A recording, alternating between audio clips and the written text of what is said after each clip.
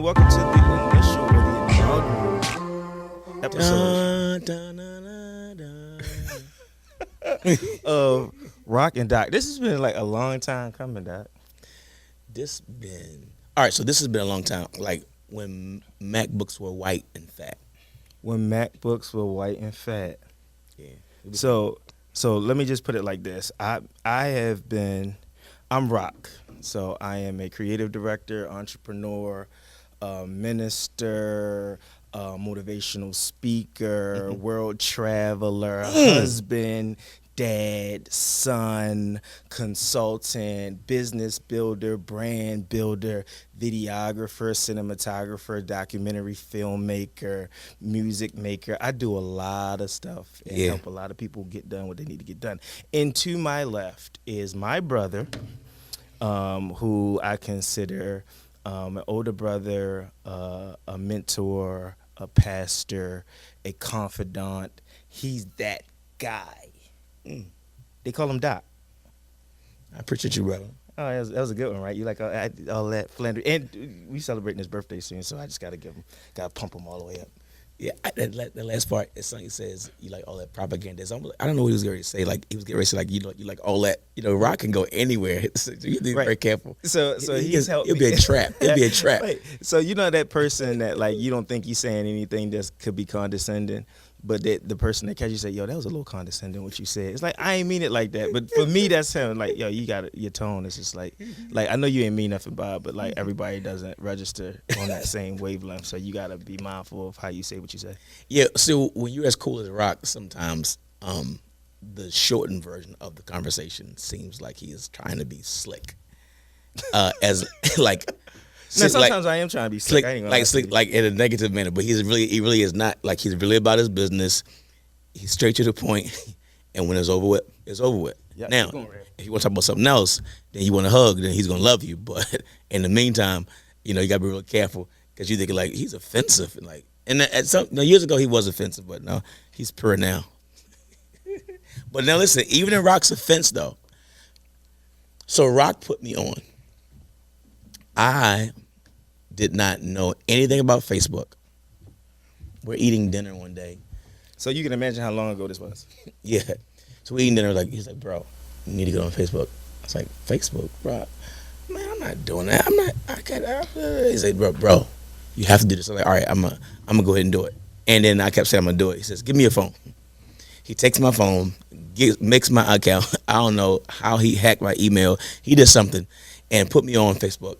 And because of that, I'm on now. Later on, I'm out of my business again. He's like, you have to get on Instagram.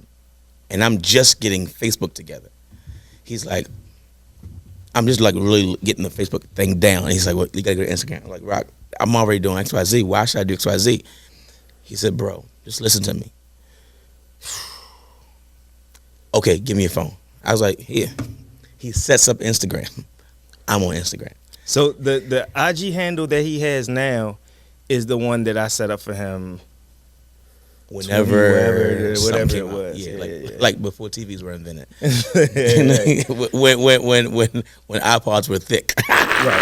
Right. And so now you at on IG, you're like what, 20-something thousand? I think like 21.3. 21.3. He is Baltimore's pastor. I mean, like, people gonna be mad, but like, you that guy. I mean, and I'm not talking about pastoring like church people. I'm talking about pastoring real life people that's out here. Like, I've seen, like, so me and him travel together. Mm-hmm. We've been all over together. And our wives. And our wives. Right. And his wife is sitting right over there. Like, but there's no place we haven't been where someone say, Pastor. Like, so he's like a pastor's pastor.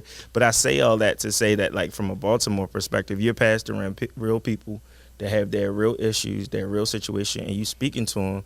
And you're using Instagram right now to do a lot of that. So in this first inaugural episode of Rock and Doc, we want to tell you what we're going to be talking about over the course of this podcast, but understand our perspective, understand our worldview. Both of us grew up in church, but at the same time, we have a plethora of life experiences, from fashion to finance to travel to faith, mostly faith, and a lot of different things. And so we want to give you our perspective on some of those things, and hopefully you guys will go along for the ride. So there's a lot of going on, but I want to talk about right now. We jump in since they know who I am, they know who you are. Give a little bit of your background, Rev. I am Aaron Hanna. I'm a decent person, I believe, and I'm striving to do the best I can.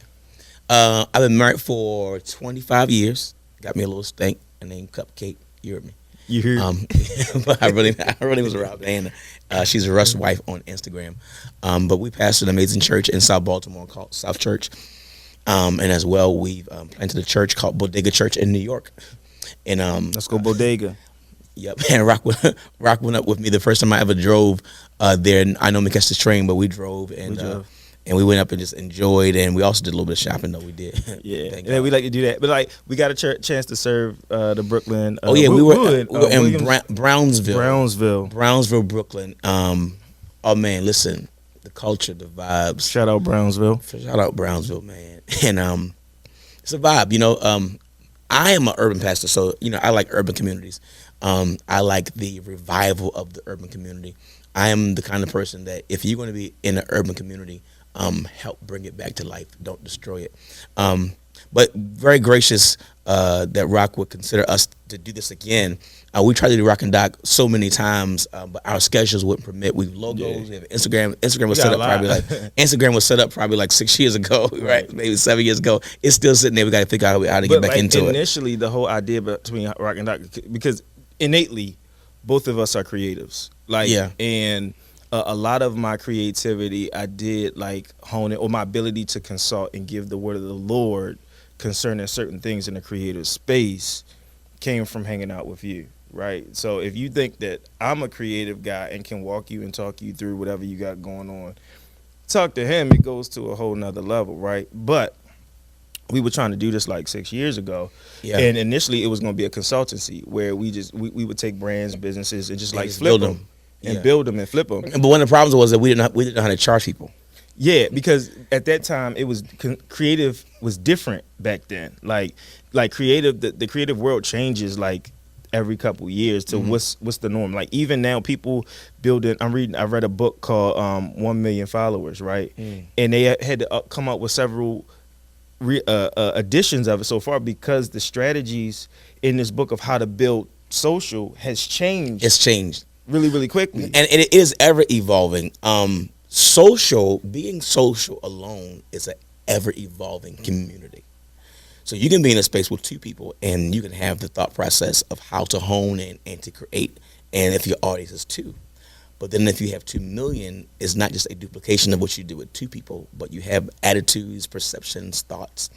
And then, it's so many different processes of how to socially advance persons. If that's publicly, privately. So many avenues to do that.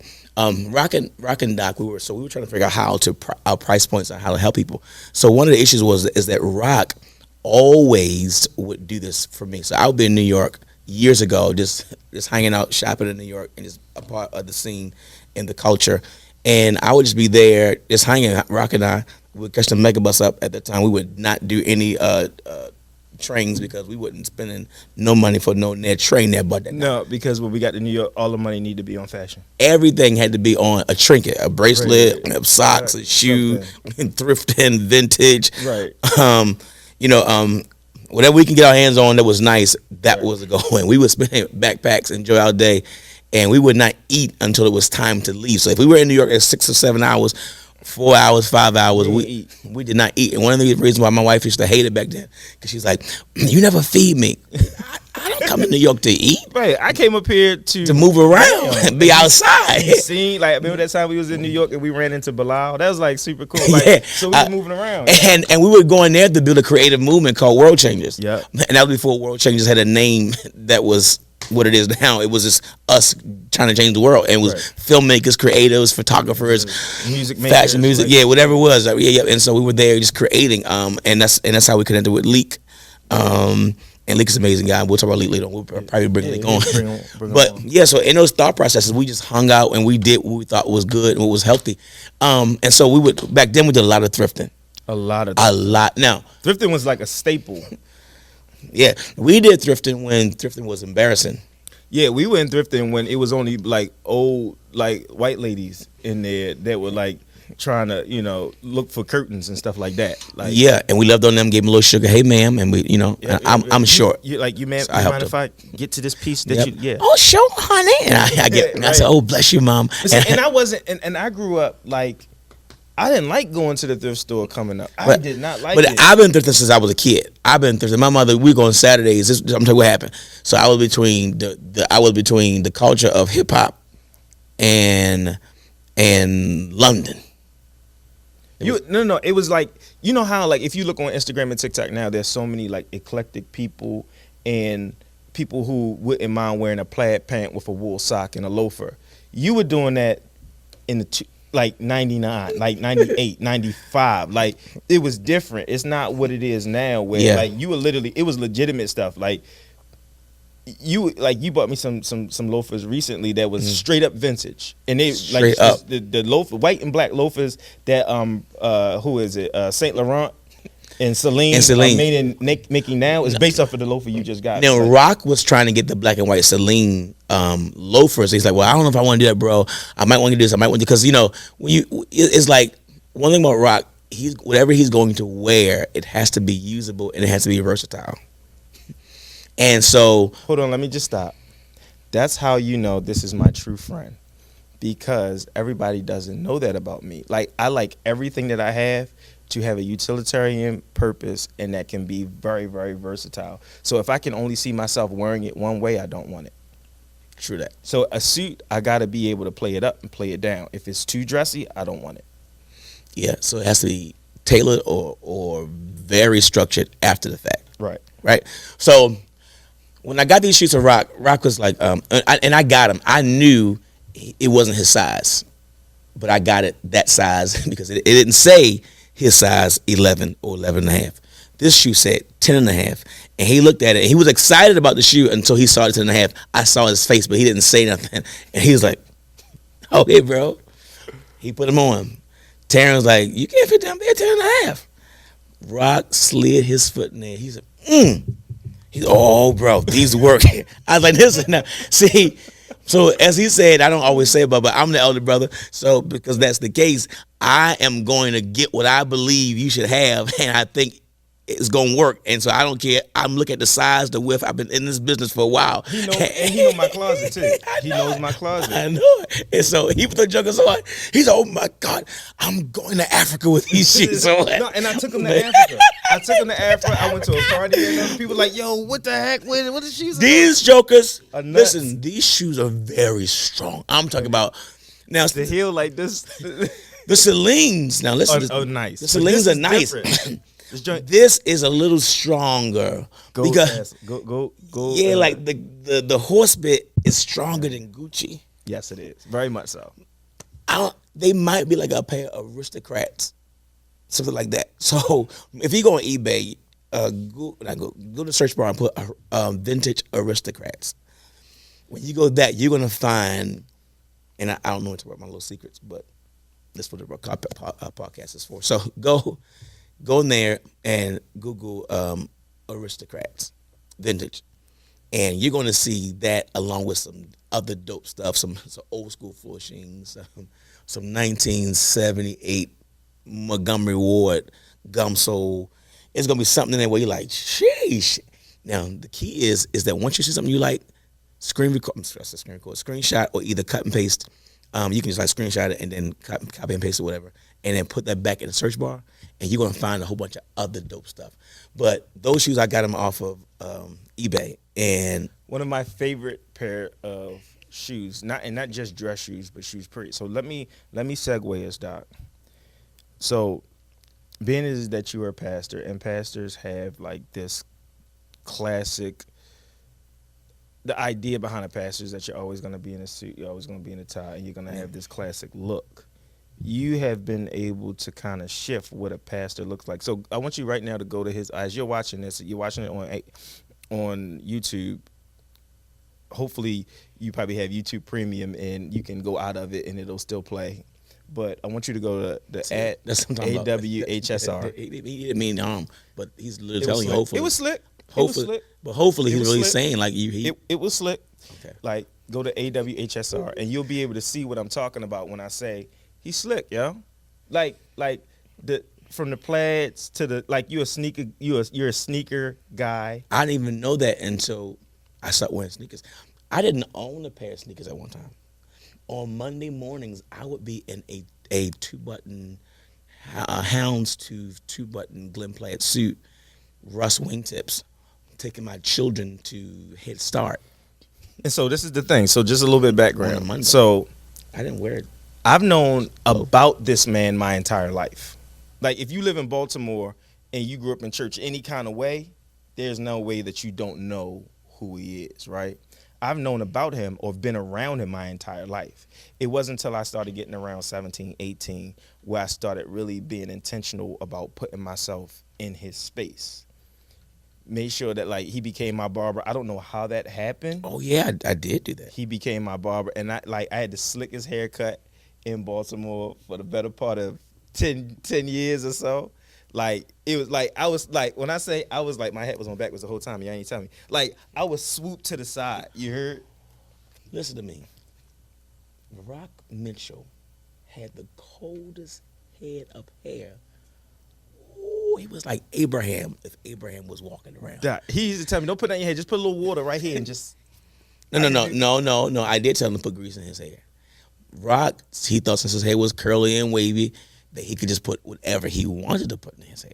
I said, Rock, early on, bro, Perfect bald head now. you gotta put this. Now listen, Rock would get his hair cut. He come to our barbershop in South Baltimore, Cherry Hill.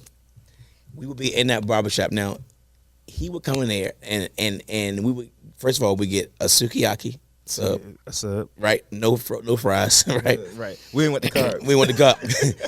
And listen, contrary to popular belief, I don't want to be like I'm top heavy. The pandemic did me in baby cakes. But what happens is Not baby cakes. and the baby cakes. I think I'm literally so anyway. Long story short, I'm asking God to detox me. But so rocking his hair. This joint was curly and wavy at the same time. Now Taryn had kept saying, Which is my wife. get a regular. Just like lay down, just brush it. I'm like, Coach, you can't have hair like this and just get a regular. There's no, and it's cool to have laid down cold black hair and lay it down. I gotta infuse a picture or something. You got to. Like, I gotta overlay. Rock's hair was going that way. I said, bro, you got to bring it over this way. I said, bro, do it. And I said, put the part right here and then put that over here. We put a blend down here right above his ear that was so tight, no temple taper. He was doing a low skip fade. The joint was dumb. And this is prior to. Let me learn you something. And this is before the This Classic is- Man video. This is before Classic Man. This is before Beijing was out, but you wasn't Beijinging people. Oh no, we didn't do Beijing. This is before dye. This is before hair enhancements and hair fibers. Like my joint was black, and I don't attribute none of this to me. Like I would go sit in his chair, and it'd be all right. This is what we going for this week, and let me not have somewhere to go. Oh my God! Oh, It'd be a wrap. if he had nowhere to go, let me tell you something. That part was the cleanest part. That line was the cleanest line. And we cut up bad in that barbershop with all my homeboys that began to be his homeboys. Yeah. Barbershop was And it was one of those things, like, if you know anything about Cherry Hill is one of those respectable places that you just don't hang out in Cherry Hill if you don't know somebody. yeah, and because the stigma is a bunch of stuff going on. When real talk, it's a bunch of love that's really Oh my God, like I haven't gotten the amount of love in any other part of the city. Like, and we're quite sure, and it's still love everywhere else, but when I'm yeah, talking about intentional, like, Yeah. somebody that you know got something going on, but when they see you, it's like, oh man, brother's good to see you. Like, love. You see what I'm saying? And like, Love. so I bring that up to say, your ability to style people from their fashion to their hair to their overall aesthetic, and now, like, as a pastor, you didn't say, you know what, I'm gonna fit into this mold. I'm gonna do me. Mhm. How's that been working out for you? there are probably some places initially that they wouldn't want me to come because of how I wear. I went to one church one time, and the bishop, I came into the. They let me in. I had my staff with me, and we go into the office. And he said, "Oh no, you have to go upstairs." So what? Upstairs? I'm a successful businessman. I'm making six figures. I mean, it was kind of like condescending. Like he's like, "You go upstairs." I was like, as if like I belong somewhere else other than with the pastors. Like, where am I? Where am I supposed to be at? You know what I mean? I'm speaking. Cool. You know, my humility won't let me go off. You're very humble guy. Very, very humble guy. I'm saying to myself, man, I'm a grown man though. I'm a successful businessman since '94. I make six figures. And I got a family and I'm doing all right. And I'm changing lives. And I could just leave. But my humility and the Holy Spirit won't let me leave. And I honor God. And so I'm gonna stay. So they take me upstairs. When I go upstairs, there's nothing connected to what's going on. There's nothing that adds to the momentum that I am about to speak. So it doesn't. There's no green room. There's no office energy. There's nothing that says like, man, you're about to be the speaker. It says like, you're the guy that's not getting ready to say anything, and we invited you here to not say anything. Wow. So cool. So today I had on a suit. I'm not gonna say what kind it was, but it was dope. Navy blue, shawl collar, pinstripe, gator loafer, navy blue, white piping. It was sick. It was grown. It was really grown. It was really grown. Like grown. I'm talking about grown. But my hair is big and it's going that side. It's naughty, but it's cultural. And it's shaped. It's shaped. It's shaped. And they really that space, that genre of minister or ministry, that cloth or ilk of how they perform and function does not really want me in that space. Because they don't know how to place you. They don't know how to place me, and they can't sun me. But I'm willing to be sunned, but they can't sun me properly because in my definition of being a son and a father, sons are still honored. Right. And there was not going to be any honor in the relationship, so God wouldn't allow them to sun me. And but though I was thinking I'm coming to a place that I could be honored. Because let's be clear, sons still get a robe and a ring. Absolutely. And I think that's what's happening. That's why a lot of young people leave the church, because of course it is our position to be humble, but still understand. Don't mishandle me. If you're operating in a place of sonship and you're where you're supposed to be when you're supposed to be there, you get a robe and a ring. Absolutely. But don't mishandle your sons. Can't do it. Now, again, my humility won't let me say what I know how to articulate. I knew how to check these men. See, I'm different. Come on, Red. Like, he is different. He is definitely different. He is definitely different. But if love the Lord is wrong, I don't want to be right. So, so in that space, but I knew God gave me a way to do it. So we go to the platform, we go to the stage, and I greet all the other persons, and particularly this particular pastor that her and her staff that's a part of this organization, she loved on me in a very special way. And so I get up and I say XYZ, and then I begin to say as the Lord will allow me to say, as eloquent and as humble as I could say it. I said, there's sometimes that people will call you and they don't want you there. I said, but when the people call you, let me rephrase that. There are times where there will be leadership that don't want you there, but the people want you there, and so they still got to have you. So I was there because of the people, not because of the leader. And you probably had a time. Oh my God, there was a Timowskis. Now, the power of God began to move, and the reason why they had me there was because of my ministry work and missions. So I do evangelism. I love people. And so in that culture of persons, they only go after people that look like them. And so if you have a tattoo on your neck, they're probably not going to go after you because they're considering what the deacons are going to say. Lest I check. There are people that have tattoos, people that are ways and different things, and they don't function as you would say believers should, but they're still believers. And everybody that has a tattoo on their face is not smoking cocaine. Everybody is not a drunk. I know people that wear robes. There are persons within all walks of life, godly, ungodly, that do messy stuff. But even like, and to that point, Rev, right? Even let's talk to integrity. Wait. Let me just, because I don't want people to just think I'm about to kill a church. Okay. So what happens is the Lord's church is a beautiful thing. Every relationship has something negative in it, right? Very successful marriages have negative moments and have sides and have shade and seasons and grass is greener on the other side sometimes, but that's the perspective I showed you, or they showed you. Oh, but it's some ditches and this is some dry ground, it's some deserts on the backside of this that people don't talk about. I'm just one, I like to talk about the whole thing so we can be even, right? So what happened was, I'm teaching, I said to them, I said, there are people that you won't go after because they don't look like you.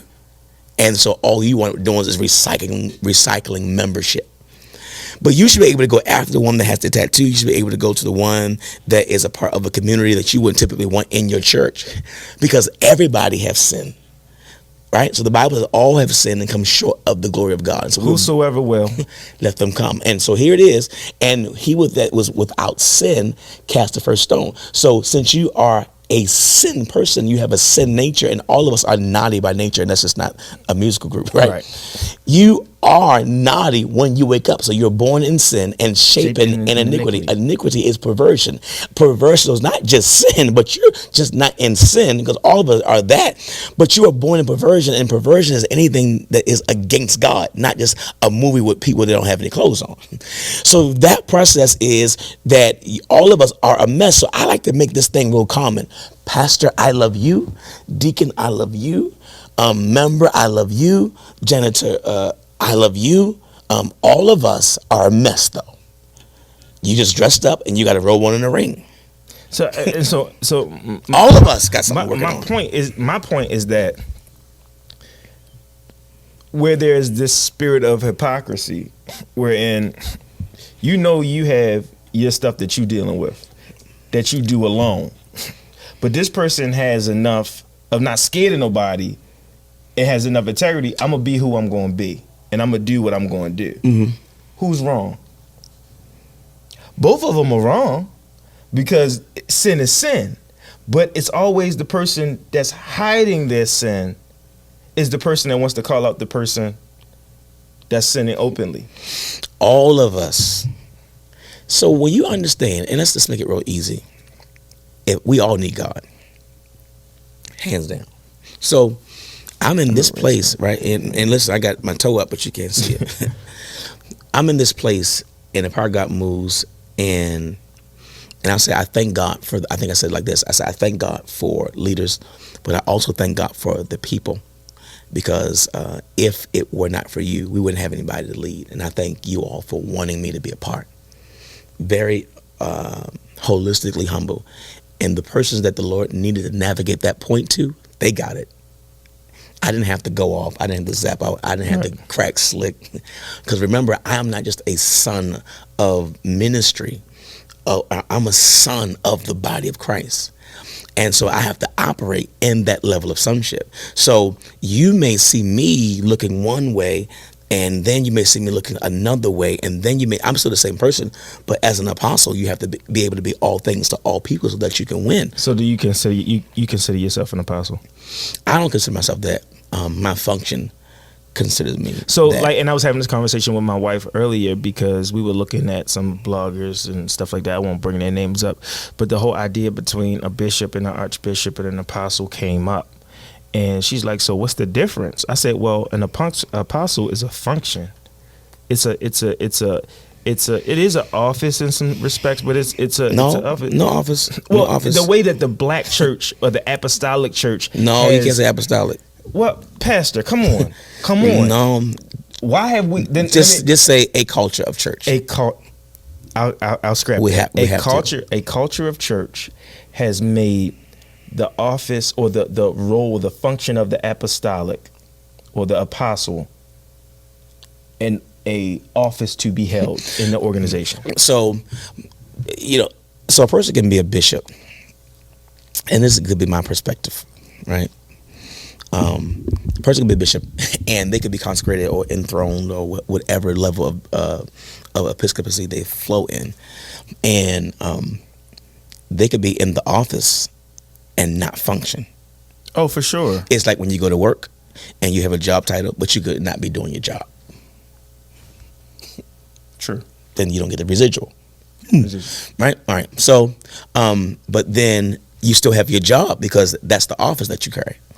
So I have an office, but I might not be doing anything in the office. But at the same time, somebody who just got hired, who knows the understanding, like, okay, this needs to be done. I'm gonna just do what needs to be done. Do the work. So now, as the apostle, you don't see a garb, you don't see a robe, a ring, you don't see anything that that says this is your wardrobe. Now, in certain organizations, you may give them a wardrobe to a garb, like it's like when you work at Walmart, there's a uniform. So I might give you the uniform, but when you ever look at the apostle, you don't really see a garb associated with what the apostle is. It might want to look at like what a bishop looks like, but for me, I've found out that to be apostolic is a function and not an office. So if you're not functioning, then you're not an apostolic. So you have to do the work. It is one that is called and sent. And so when you're operating in the apostolic, or operating as the apostle, Paul says, I became like them to win them. The Message version he says, I didn't want to just be a part of it. I wanted to be in on it. He said, but I did not lose ground. So Paul became a slave to them and the culture to find out what it is that they do to now have enough wisdom about a culture to be able to transition them to Jesus. So what is the function of an apostle? Well, it depends on where God moves and what the timing of what he needs you to do. First of all, you have to be sent. A sent one. Yes, a sent one. So Jesus was amongst the sinners and the publicans. They asked him, Jesus, why are you amongst the sinners and the publicans? He says, because a well man does not need a physician. The well man does not need a physician, so he went where they were. He didn't have to quote scriptures because he was the word, but most importantly, he lived the life in front of them. I decided to live a life publicly in front of sinners and with them. Hallelujah. So we can cause them to come to repentance. So this is my question. So you're saying that an apostle can look like this? Yes, if he's sent. That's good. So I want to get to this because I know we're at like that 30-minute mark. Right now, you are doing this thing on Instagram in the mornings called Fresh Start. It was supposed to be 5 days. And it was supposed to be 5. I remember we started. It was supposed to be 5 days. And it went to like 900 people being on Instagram and Facebook every morning. Yep. What? And this is for my pastors out there who are watching. This is no shade. This is like literally like strategy for real. It's a strategy. You like, how do you go from, I'm gonna just jump on in the morning and just give an encouraging word to 9 months later? It's 9 months, like close to 9 months. Yeah. We started in January. Like close to 9 months later. You still ride strong. I think I got on there the other morning. It's like 400 people on there. Like, how do you do that? And you're not a celebrity, and like you're devoted to like what you're devoted to. How did that work? Does that I'm trying to figure this out, bro? What happened was I'm sitting like, so I'm from the space where churches when I grew up we fasted. Mm-hmm. Right around January we do public fast. So for me, I can't say about anybody else, I got so engrossed with not eating that I didn't read the scriptures. I felt like because the goal was to fast and then in place of the meal put prayer, scripture. So I can't say about anybody else, neither am I going to talk about the culture. I'll say me. I concentrated so much on the not eating part that I don't think I got the spiritual part done. So I found out over the years, and so I did it with my own church. And I said, you know what? I'm going to get them to be the spiritual part and the spiritual discipline and not worry about what they eat. Right?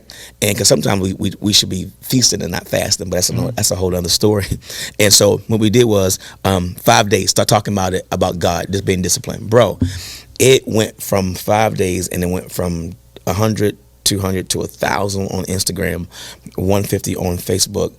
And what's really crazy is that, again, we back at the basics. 2 iPhones and the message of Jesus Christ.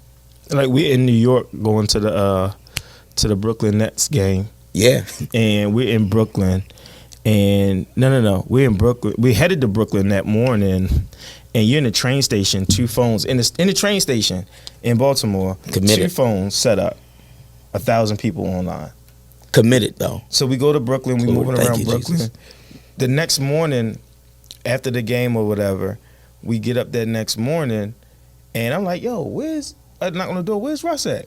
Oh, so we talked to our other friend. Like, oh no, he left out. He doing his thing. Went downstairs to go work out, and he's in the open area. 2 phones, 1,000 people online. Give me a word, because I think this is important, not just for church related things. Give me a word for consistency and what that does. The scripture says the hand of the diligent reaps all of the harvest. Not some of it. All of it. Now, you may receive the harvest in parts, but however, it's always all of it. Then, I think as Hebrews 11:6 says, if you stay consistent and be diligent, he will reward you, right? And so the law of reciprocity suggests that you reap what you sow. If you continue to do what you're supposed to do, God's going to owe you. Wow. Now, listen, the Tower of Babel was something that was negative, but because of God's principles, it had to work. It had to work. Yep. They put the time in. On the top of it was a horoscope, and they were trying to produce their God in the heavens. They were trying to produce their thought process in the heavens. And if God, by the way, if God wanted stars to be connected, he'd have did it. But that's what happens when we do stuff. We want to connect stuff that God didn't want. We're not connecting the dots. La, la, la. That was P.V. Herman. Right. Back in 89. Right? So that being said, remember that? So that being said, so they built this tower because they were consistent. Even in the negative, they still had to prosper. God, by his own principles, allowed the thing to get but so far. So he had to insert something else that had nothing to do with the principles. So, and if I could just go. What ended up happening is God is looking at what they're doing by his principles. And he's saying to himself, he says, we got to go down and we got to confound their language, because if not, they are able to do basically anything they want by to do. his principles. By his principle. So which tells me, in terms of consistency, God is watching whether or not so much whether or not he's going to bless it. He's watching whether or not you're going to be consistent enough with his principles. Even sowing and reaping, like whatever it looks like. So even a person, and I know this little healthy dialogue about tithing and not tithing, but fact of the matter is 10% is very basic to the gratuity of a waitress. Right. Right? Because we typically get 20. At least 20%. So the fact of the matter is, that thought process is that you got to start somewhere. Sowing and reaping is what it needs to happen, what it needs to be. Procreation, when a man and woman have sexual relations, right? They're going to procreate. That rule still works. Sex, intercourse, the juices flow, holes get filled up, things that happen, and I had to say it like that, but it's what it is, right? Goodness. Right. And with that being said, that level of intimacy, that entering of that space, it has to produce naturally something. Right. And I am telling you, the consistency really matters. And so if you continue to go in and out, day in and day out, right? Again, it's an in and out. There is a moving. There is a something naturally. Watch this. And I have to say this. There is going to be some type of fluid that's going to make what was hard initially to start flowing. And one thing about God, there is a certain level of things that God has to provide that you going hard might be be a rough thing in the beginning, but if you keep going, there's going to be a ease that God has to honor. And then from that, there's going to be some type of joy. And when you release joy, come on, man of God, when you release joy, something is going to be produced. I am telling you, hard work, though it may be tough in the beginning, there has to be a release of joy. And when God starts releasing joy in procreation, that climax, then something gets birthed. So this is for my entrepreneurs. This is for my people. Whatever you got going on, it doesn't. Joy going to happen at some point. Matter. The goal of whatever you're doing is to produce joy. The goal of it, joy, joy through finance. Yeah. Joy through having enough time to spend with your children. Joy through the fulfillment of you loving to do whatever it is you're doing. Yeah. Whenever it is that you're working and joy is not the end result of it, you got to reconsider, what am I doing this for if it's not the joy of seeing other people be able to feed their families, if it's not the joy of when you're preaching, being able to see people get delivered from whatever it is they're going through. Yeah. So there has to be this level of joy, but joy can only come when you stay consistent. When you stay consistent. So that's why, like, you look at weeping may endure for a night, but joy comes in the morning. David it's the said, end result. And then David said, restore unto me the joy or the happiness of my salvation. So if you look at your favorite Instagrammers, you look at your favorite YouTubers, you look at your favorite TikTok people, they may have gone viral to jumpstart them, but it was their consistency in producing content. Right. And I'm guilty of this because my life is so fast paced and I'm always moving around and I'm doing things and I create bodies of content that people love, and sometimes I don't have the consistency enough to stay there because, oh man, I'm in Africa tomorrow. Like, how do I produce 20 pieces of content, you know what I mean, with having to be in meetings all day today and tomorrow? But then it's still God. But the overall blanket is I'm consistent. The overall blanket of it is I'm consistent. In individual spaces, producing large content or smaller, for myself or producing content for other organizations. And so my prayer is that even in this podcast, we're able to be consistent, because I know your schedule crazy, my schedule crazy, but I think we got to be consistent, because I think there is a subset, or there's a set of people who are called to hear this type of content that need to hear it from a place of encouragement, to know that I don't have to fit this certain mode of being super churchy or super devoted to a certain thing. I can be who I'm called to be and love fashion, love travel, love all of these different elements, and not be this one, not be a part of this monolithic idea about what a follower is. So I'm a son of the church, and so I just want to be careful on how it's projected. So when Rock says churchy, so rebuke me, Rev. So we are the church, right? And when you are the church, you house the Holy Spirit. So you are a temple. As you walk and talk, you are a temple of God. You house the Holy Spirit. So we may say people are churchy as it relates to the antics or the style of something repetitively or robustly. But you can be very mild-mannered and still be the church. Right. You can shout and dance and still be the church. You can speak in tongues once a year and still be the church. It's about you being a part of a body. Once you become a part of that body through salvation, through Jesus Christ, then you are a part of that. Now, you can enjoy your life and still... You sure about that? Yeah, you can enjoy your life and be safe. So, long story short, Rock and I have a lot of content to cover, and this is just today was like a mosaic, right, free for all. Yeah, we covered a lot. Yeah, not a goulash, not a what's that thing, jambalaya? Yeah, not a goulash, or what's that, jambalaya, or what's that? Gumbo, yeah. So it's a mosaic. It's much like pieces of glass to effectively make a collective picture that is brilliant and beautiful. But not gumbo when the sausage runs with the rice and the shrimp. It's, that's something different, but it still tastes good. Yeah. What I believe, and we may even chop this up in just pieces, and you might not even see the whole thing, but we're going to come back with some great content that is spearheaded, and it may not be as free for all. One thing about Rocky's going to keep all of us on point, but we covered it as a producer. Yeah, and he's done that for me a lot of years, and so and you'll see what he's saying. You'll see how we produce, and we'll let you in on some stuff because I'm super private. But I love being able to share with people that want to enjoy what God is doing. And so we won't come together. We're going to talk about everything, every perspective, every thought process. But what we're not going to do is kill people. Oh no! Listen, this ain't about downing anybody. So this is what we want to do. We're gonna have the Rock and Doc IG back up. We're gonna do the IG. Yes, because I want people to be able to ask their questions of us, and I want people to be able to give their input. And so we'll figure out how we're gonna. Rock's going to chop this up so we can exchange a dialogue in the comment section. And so when you see this, it won't look like we don't know what we're doing. Rock knows what he's doing. Rock does it all we the got time. 15 different angles. We good to go. You won't see any of the foolishness. Yeah, you won't. Yeah, see, that's the point. Listen, so I'm excited. My name is Rock Mitchell. This is Dr. Aaron Hanna, and we're here and we're ready to get into it now. Into it with joy. With joy. Love you. That I feel